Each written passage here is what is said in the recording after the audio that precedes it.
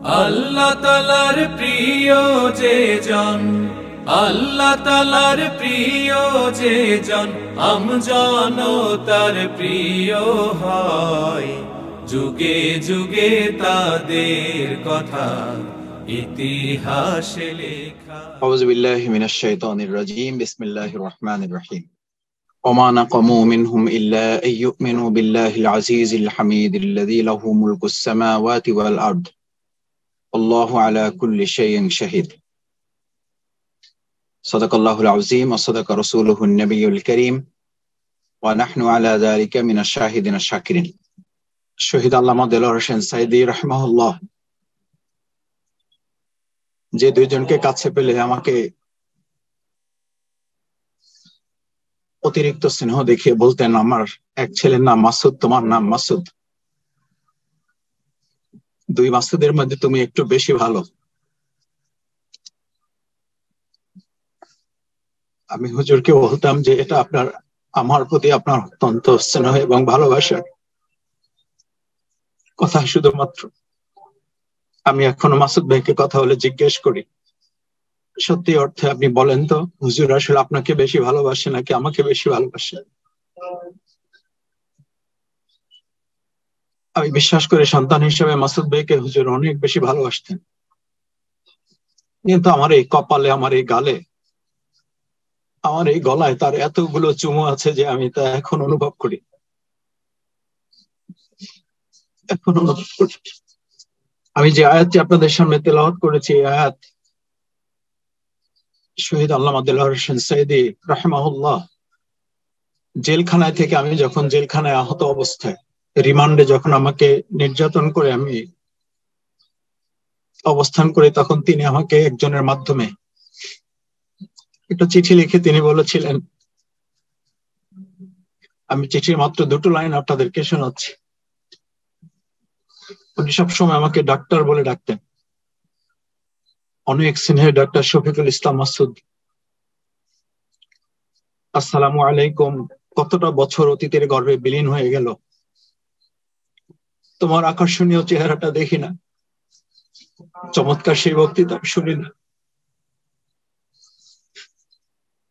আল্লাহু আকবার। কতটা নিরহংকার, কতটা মানুষকে উৎসাহিত অনুপ্রাণিত করার বটবৃক্ষের মতো মানুষ হলে, আমাদের মতো এত ছোট মানুষকে তিনি এতটা আদর, এতটা ভালোবাসা দিয়ে এই পর্যন্ত পৌঁছে দিয়ে রেখে গেছেন। তুমি ডক্টর ডিগ্রি করার পর ফুলের তোড়া নিয়ে আমাদের কেন্দ্রীয় নির্বাহী বৈঠকের কক্ষে যখন প্রবেশ করেছিলে, সেই দৃশ্য আমার সামনে এখনো মনে পড়ে। তারপরের লাইনটা এতটা আবেগ আপ্লুত, সেদিনের সে বৈঠকে উপস্থিত শীর্ষস্থানীয় 5 জন এখন শাহাদাতের মর্যাদায় জান্নাতুল ফিরদাউসের পথে। এ ধরনের ইমানদারদের লক্ষ্য ধরেই আল্লাহ তাআলা এই আয়াত বলেছেন। এই চিঠিতে তিনি এই কথা এভাবে, এখানে এই চিঠিটা আমার কাছে এখনো সংরক্ষিত আছে, আমি তার চিঠি থেকে আয়াতটি পড়েছি।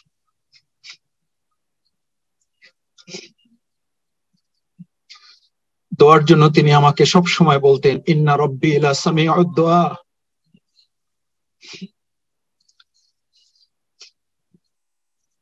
সম্মানিত উপস্থিতি, আমাদের সকল শ্রদ্ধেয় মুরব্বিয়ান ইকরাম আমাদের থেকে যখন চলে যাচ্ছেন, চলে গেছেন, এতটা নিঃসঙ্গ বোধ করি মাঝে মধ্যে, তখন প্রায় ওই আয়াত তেলাওয়াত করি, বিসমিল্লাহির রহমানির রহিম, ওমা মুহাম্মাদুন ইল্লা রাসূলুন ক্বাদ খালাত মিন ক্বাবলিহির রাসূল আফা ইন মাতাউ কুতিলা ইনকালাবতুম আলা আ'কাবিকুম আল আখির। কারণ আমাদের এই শ্রদ্ধেয় আল্লামা শহীদ দেলোয়ার হোসেন সাঈদী রাহিমাহুল্লাহ এত বেশি আমাদেরকে আদর করতেন, ভালোবাসতেন, এতটা আপনাদের আমাদেরকে নিয়ে স্বপ্ন দেখতেন। এই যে আরেকটা চিঠি আমার কাছে আছে, এটার দুটো লাইন আপনাদেরকে না পড়ালে আমার ভালো লাগছে না। যে আমাদেরকে তৈরি করার জন্য, আমাদেরকে ভালোবাসার জন্য, স্নেহ দিয়ে আগলে রেখে আমাদেরকে এগিয়ে রাখার জন্য। পরম স্নেহের ডক্টর মাসুদ, আশা করি মহান আল্লাহ তোমাকে এবং তোমার সাথীদেরকে ভালো রেখেছেন।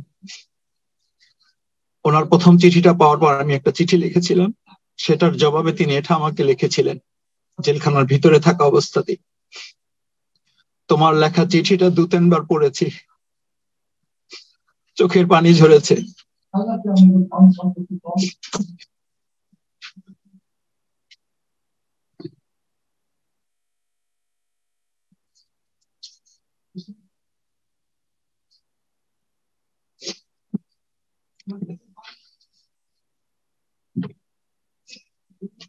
সম্মানিত সুধী মণ্ডলী,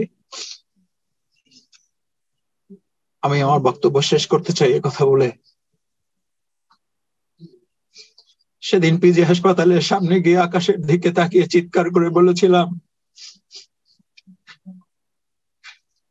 শহীদ আল্লামা দেলোয়ার হোসেন সাঈদীর আজকের এই পৃথিবীর ত্যাগের পর আমরা প্রত্যেকে একজন সাঈদী। আপনারা শুধু আমাদের জন্য দোয়া করবেন। আমাদের মধ্য থেকে আল্লাহ তাআলা কাউকে না কাউকে এই পথ ধরে যেন এই শূন্যতা পূরণ করার জন্য কবুল করেন।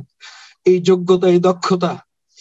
তিনি একই সাথে কথা বলেছেন, একই সাথে বই লিখেছেন, একই সাথে মাঠে কাজ করেছেন, একই সাথে শাহাদাতের তামান্না নিয়ে এই দিন বিজয়ের জন্য যে স্বপ্ন দেখতেন, এরকম একজন পূর্ণাঙ্গ মানুষ আজকের এই সমাজ এবং রাষ্ট্রে বড় প্রয়োজন ছিল। আরো অনেক দিন প্রয়োজন ছিল।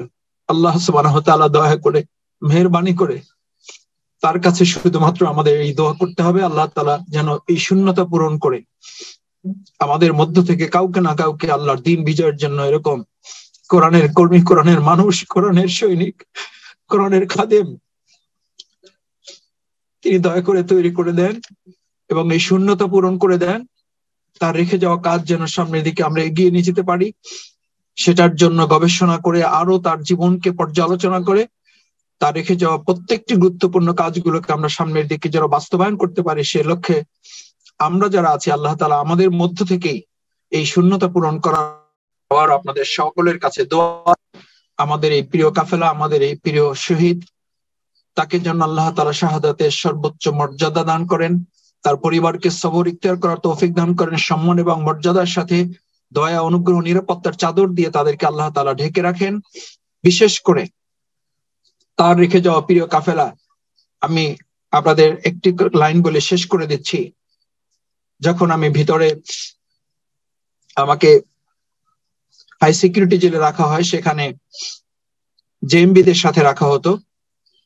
তারা এক সময় অপপ্রচার শুরু করলো যে হুজুরের সাথে আমাদের কথা হয়েছে, হুজুর তার ভুল বুঝতে পেরেছেন এবং তিনি বের হয়ে আমাদের হয়ে কাজ করবেন।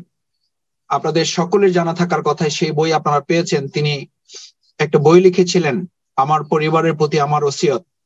সেখানে তিনি উল্লেখ করেছেন, আমার দেখা, আমার জানা মতে বাংলাদেশ জামাত ইসলামী এই দেশে, রাষ্ট্র, এই বিশ্ব ইসলামের জন্য এখন পর্যন্ত আমার কোরআন এবং হাদিসের দৃষ্টিতে সবচেয়ে প্রিয় সংগঠন এবং সবচেয়ে আল্লাহর দিন কায়েমের একটি মজবুত কাফেলা। সুতরাং আমি আমার পরিবার এবং আমার পরিজনদের কাছে অনুরোধ থাকবে, তারা যেন এই কাফেলার সাথে সম্পৃক্ত থেকে আল্লাহর দিন কায়েমের জন্য এগিয়ে যায়। আমি প্রত্যাশা করব, আশা করব আল্লাহ সুবহানাহু ওয়া তাআলা তার দিন কায়েমের এই খাদেমকে কবুল করুন, তার পরিবারকে কবুল করুন এবং তার রেখে যাওয়া স্বপ্ন বাস্তবায়নে আল্লাহ তাআলা আমাদের এই প্রিয় মাতৃভূমিকে ইসলাম বিজয়ের একটা খণ্ড হিসেবে কবুল করে আল্লাহর দিনের বিজয়ের বাংলাদেশ হিসাবে কবুল করুন, সেই প্রত্যাশা ব্যক্ত করে আবারও আপনাদের কৃতজ্ঞতা জানিয়ে আপনাদের গুরুত্বপূর্ণ বক্তব্য শুনে আমরা উপকৃত হব, সেই প্রত্যাশা ব্যক্ত করে আমি আমার কথা শেষ করছি। সুবহানাকাল্লাহুম্মা ওয়া বিহামদিকা আশহাদু আল্লা ইলাহা ইল্লা আনতা আস্তাগফিরুকা ওয়া আতুবু ইলাইক। আসসালামু আলাইকুম ওয়া রাহমাতুল্লাহি ওয়া বারাকাতুহু।